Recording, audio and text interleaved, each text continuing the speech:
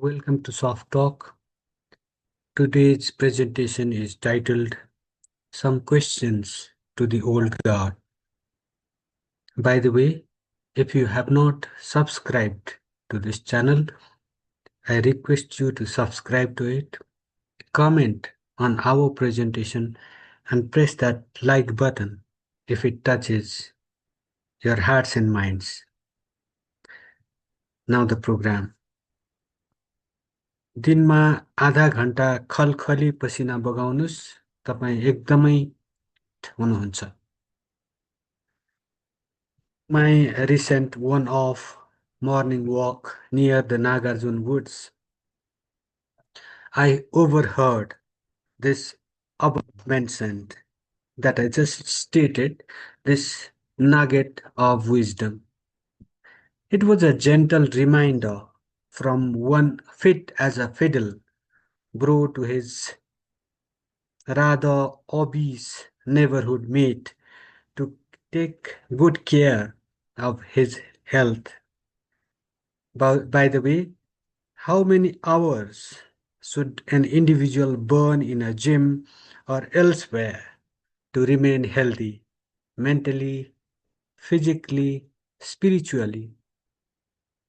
What type of food and drinks she or he should opt for? Perhaps it all depends on factors such as an individual's fitness requirements, health, age, weight, and then whole lot of factors.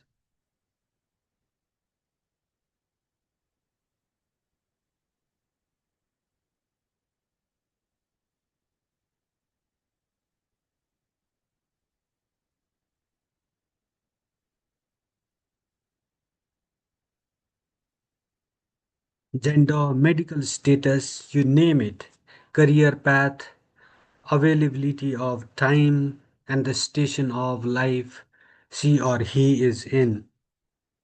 Health is wealth, indeed, also because illnesses often cost a family fortune in our country. If even this is also because illnesses often cost a family a fortune in our country where healthcare is far from affordable. If you guys throw caution in the wind, who will come to your rescue?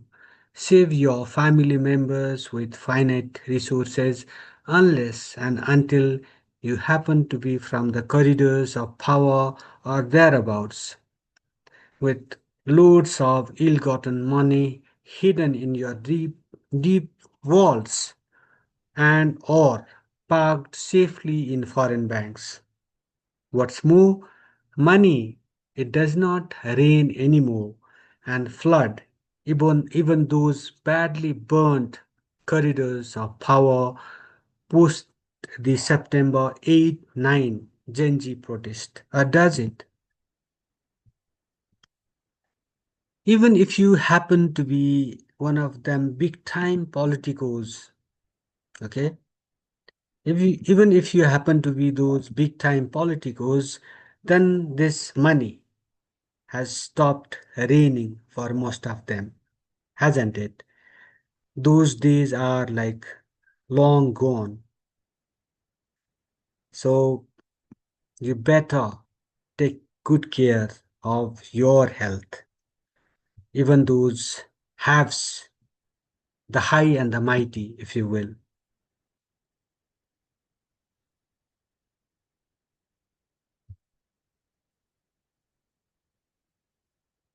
Some technical glitches here.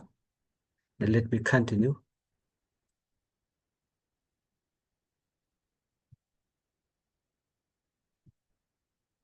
I was talking about these high and mighty people and how things have changed even for them post the Gen Z protest. All right.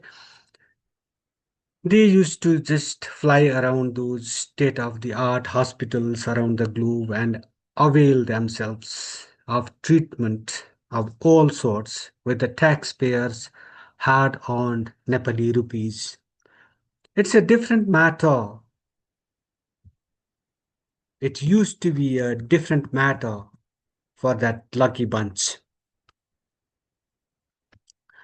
This bunch profited immensely from a decades long royal rule of the Troika in this Republican polity, rocked constantly by policy corruption scandals, bad governance, and political instability, availing treatment with taxpayers' hard earned monies box has become, even for them, availing treatment using the taxpayers' hard earned monies has become a little more difficult post the Gen Z movement of September 8 and 9, what with intense public scrutiny, if not with outright austerity.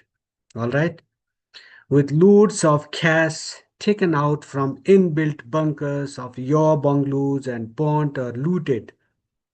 Presumably, those were not AI generated images after all, and those towering fancy trees made of precious gifts, all of them gone in a jiffy. Workouts within the confines of homes or other secure places may be the best way to remain healthy for our dudes, leading a life of pleasure and plenty in this great republic of milk and honey for a select few. Disclaimer: all this is no professional advice, as this primate has no association whatsoever with body shaping and health making. Let subject experts like medical personnel, fitness gurus, and columnists, who often feature in very many publications with their rather long disclaimers, be your guide. Destiny be damned. Rather than my health, I remain quite concerned about the health of this great nation. Ironic, isn't it? How dare you, you might say.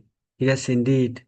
In Nepal, there's a proverb that perfectly explains this neurotic behavior, if you will. नदुखेको टाउको डोरी लगाएर घुटाउ. A freelancer's so translation of this saying goes: tying a rope around your head to give yourself a headache. We have but one nation, and worrying a wee bit about our present and our future. This worry, this thinking won't do us a lot of bad, regardless of such nuggets. So this, so this keeps worrying about and commenting on abstract things. Things like what? Things like national security, national sovereignty, our collective future as a sovereign people, our collective destiny under what I call a royal republican order, and the like. This, despite gentle and not so gentle reminder from moneyed and influential kith, kin, and well wishers that destiny has not chosen me to worry about these things, that I should focus rather on providing for myself and my family, so on and so forth.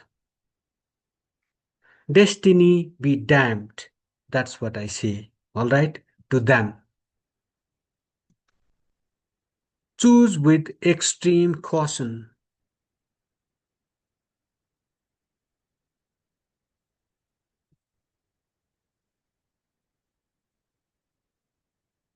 As this Nepali sapien navigates from personal health to the health of this nation, How about wrapping up this piece with some questions to both the clique, which had been ruling this country like a thief till September 9, and a public. This question is also to a public which never seems to get tired of voting a tired, tasted, and failed political leadership to power despite their repeated below par performances over the decades. What forces have benefited the most after each wave of change brought about through our blood, sweat, toil, and tears? That is the question we all should be asking at this juncture in the life of this nation. In this day and age of fast changing technological landscape and immense geopolitical as well as geostrategic challenges, should years spent behind bars for higher ideals like human rights and democracy, such things, should this years spent behind bars for higher ideals, should this be the sole criterion for elevation to the most powerful positions that shape our destiny as a nation? What of things like specialization, expertise, meritocracy? Granted that some other dynamic politico way past his or her prime can wax eloquent on all things under the sun and beyond. All right? There are people who know, who seem to know everything under the sun and beyond. Okay? That's a theoretical knowledge.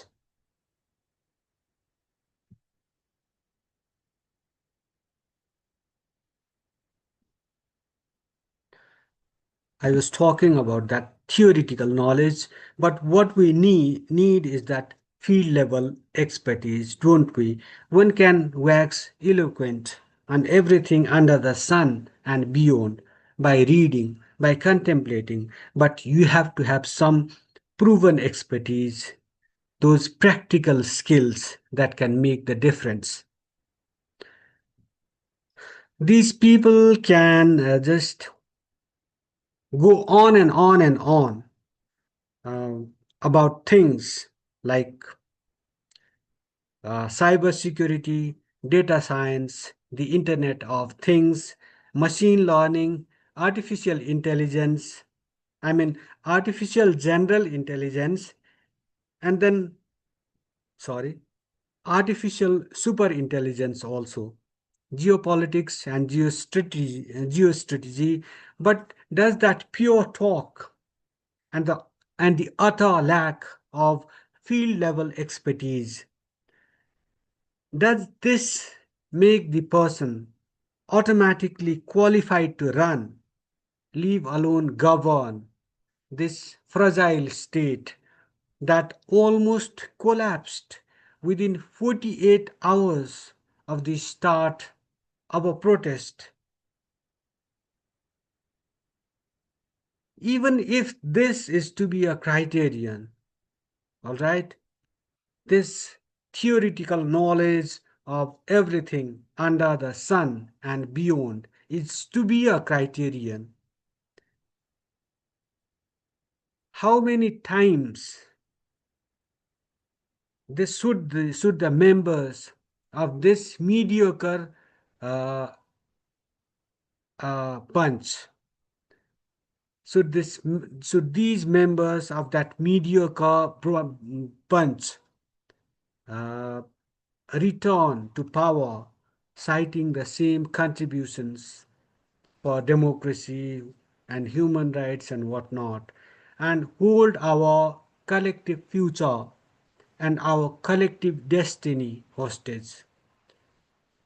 How many times this, these members of the old guard return to power, citing their contributions to democracy and human rights and whatnot, and keep holding our collective future and collective destiny of generations hostage? That is the question we should be asking.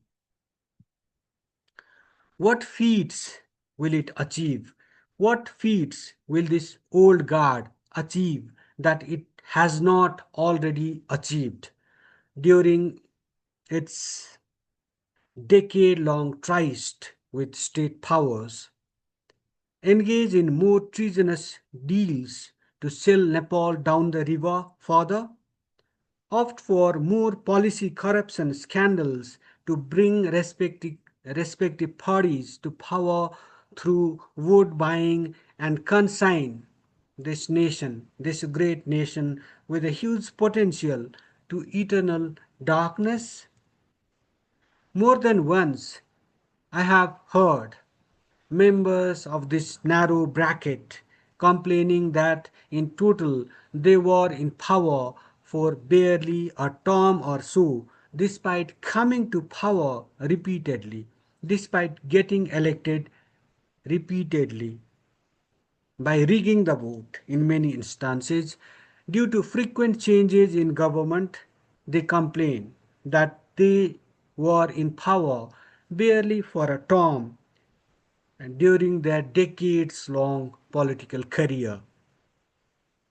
But then, who is to blame for such unstable governments, if not the three major parties in general and their top brass in particular?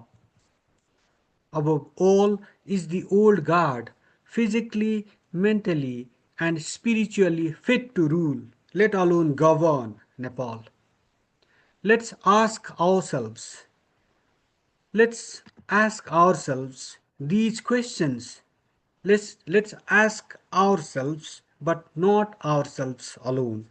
Let's ask these questions to our political leadership also, and then choose our leaders with extreme caution without giving the untried and untested lot a wild card.